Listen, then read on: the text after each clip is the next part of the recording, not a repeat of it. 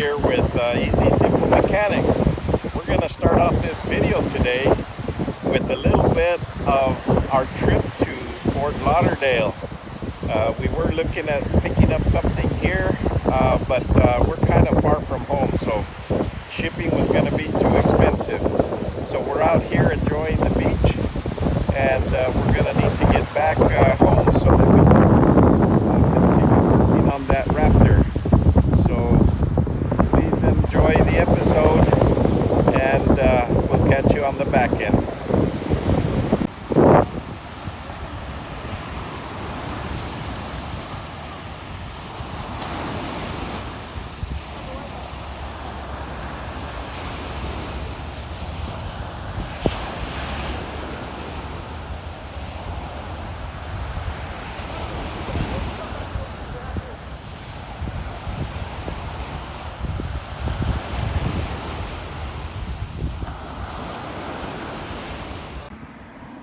Okay, so we're back here.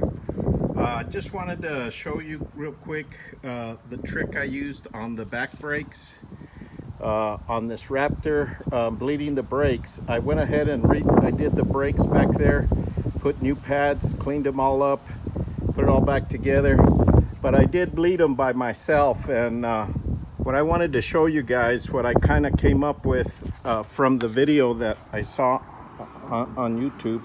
This is just a sprayer out of a regular spray bottle.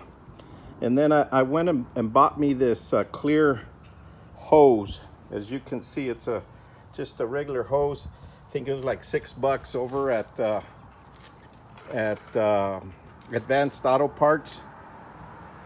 And so what I did is I put it right here on the bleeder, and I put a plastic tie just to make sure I get a good seal there.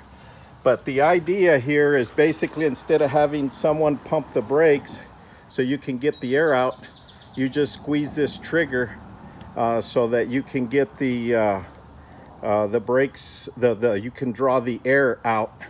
But you have to have a hose long enough that it goes up above the master cylinder, because as the bubbles start coming up, you got to lift this up to get that air to rise up and get out of the system. So you know, this, I told you I was going to show you how to do this, so this is kind of what I came up with. Didn't want to really go after it unless it was a fail. I did struggle with it initially because I didn't have a good seal right here on my sprayer, so I put 3 tie wraps around it to finally get it to seal good. And then I used of course a tie around the bleeder right here. But if you have a small enough hose that fits tightly there and possibly fits real snug on the sprayer piece, I think that'll work quite well. And so let me see if I can do this one-handed. So I just open that up, you know, with this, and then we'll just start squirting. And we'll see if we can't get, as you can see here, we're starting to draw out the old brake fluid. And what I've done since I had these lines off and everything is I just went until I started seeing clear fluid. Even though the air came out, I went ahead and I kept going until I got clear brake fluid. And as you can see here, you know, you just keep pumping on it, you can start seeing the bubbles coming out. And when the fluid gets to the sprayer, then it really starts to draw the fluid out quick. But you know, this is a long hose because this truck is so tall. I had to use such a long hose. If you have a car that doesn't have that long of or that tall, isn't that tall, you can probably get by with a shorter hose and it'll be quicker. But even just leaving the bleeder open, this thing will start, you know, sending fluid out. And as long as you just keep sucking on it, you know, squeezing this, it'll just keep slowly pulling fluid out. You know, can do that. And then what you have to do is you have to raise it up like this to get the air to go up like that.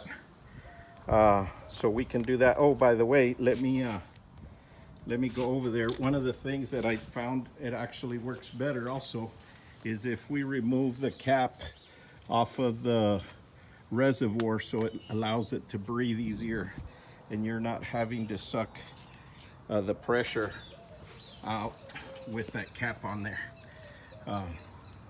So that tends to work better. So anyway, so you can see kind of the idea behind it, and we'll just keep on squirting and see how much air we get out of there. This one here looks like the air's almost gone, and probably because what I did is when I put the new pads on and I squeezed in the pistons to get the pads on, I went ahead and I know that it pushed fluid all the way out the lines. So, you know, these lines up front here, at least the two front ones, should not have had a lot of air in them. But what I do want to do is I do want to draw enough fluid out till I get clear fluid, because I might as well, if I'm doing this, I want to change the brake fluid while I'm at it so it can go another 100,000 miles without needing a brake fluid change. So anyway, I just thought I'd show you the trick. Here it is. And actually, if you don't see any bubbles coming out, like this isn't anymore, you're probably good. Well, there's a few coming through there. See them? You can see them. It's because I pumped it up, so it's going to be pressure there, suction on it, and then it'll just keep drawing little bubbles until they're all completely out. So that's how you do it. And when you quit getting bubbles, you just go ahead and tighten your bleeder, and then you're done. So that's kind of the way that works. You know, you got to make sure that your hose stays kind of straight too, because once you start suctioning on there, you start getting some pressure on the hose, and it goes ahead and it kinks up there, starts to get sucked up. But that's what you want, because you want to draw fluid, and so just keep on letting air come in out of there, and eventually you'll get all the air out of there. So this thing here didn't have a whole lot of air. The back ones had a lot of air. You can see I got about well, you know, with the whole system being dry, I actually used 2 bottles of the .3, I guess it'd be 2 quarts of the .3 brake fluid, and it's topped off right now. So this is all the fluid that, this is all the fluid that came out of there. I mean, I didn't waste a lot of fluid actually, you know, that's just the old fluid that was still left in the lines. So anyway, I thought I'd show you that trick. So I'm gonna go ahead and finish bleeding these brakes so I can move on to the next thing. So here we are. Wanted to give you guys an update on what we've done. I have to hold up the hood because I wanted to show you that we took the right passenger side fender off of here. Well, first we finished bleeding the brakes as we had talked, and then I went ahead and I got the bed on, and I'll show you that. But also wanted to show you here, so I'm holding this up, is what we did is we pulled off the fender on this side, the passenger side, and then I went ahead and started cutting here, and I ran out of the little cutoff discs, so I need to get those to cut this piece off that I'm going to replace with the part that I bought over on the that I bought over at the junkyard, to go ahead and get that piece replaced. I also wanted to show you that I got the power steering stuff connected. It's kind of hard to see. It's back in there. There's where the hoses hook up for the power steering. So I got that hose hooked up. I went ahead and clamped that down there. I clamped the this cabling there, and I wanted to make sure that you guys didn't forget to install the little grounding cable. Hold on, that goes right here. There's a ground cable that goes right there. Don't forget to install that. I went ahead and wired up the stuff on the hood. Doesn't want to stay up because I pulled that one support off of that side for the hood, but I got the cabling back in there for the lights on the hood here, and I also ran the hose that goes back over and connects back down. And then don't forget to put that ground wire back on over there on the corner, because you'll need that for the lights and everything to work fine. So that's that. I went ahead and I temporarily installed this tire here. I didn't tighten it all the way up, but I didn't want the rotors to continue getting wet because we got some rain, and I didn't want those to continue getting wet because they get all rusted up again. So after I cleaned them all off, so I did that. Went ahead and installed this bed back on. So the bed is back on now. I don't know if I mentioned last time, but what I decided to do, and it worked out best, was to go ahead and install the bumper on here, to get it on first, so that we could access the connections, the connectors, and also not having to crawl under there to get the bolts on and all that for that. So it was just easier to lift the bumper with the engine hoist and get it lined up and install it on the back. So we got that installed. I did go ahead and replace the and you might be able to see them here. I replaced the bolts that go in the bed with some new ones, because those are the Torx 50, I think, Torx. So we went ahead and did those. I got this this tailgate back on. So this thing is looking like a truck again.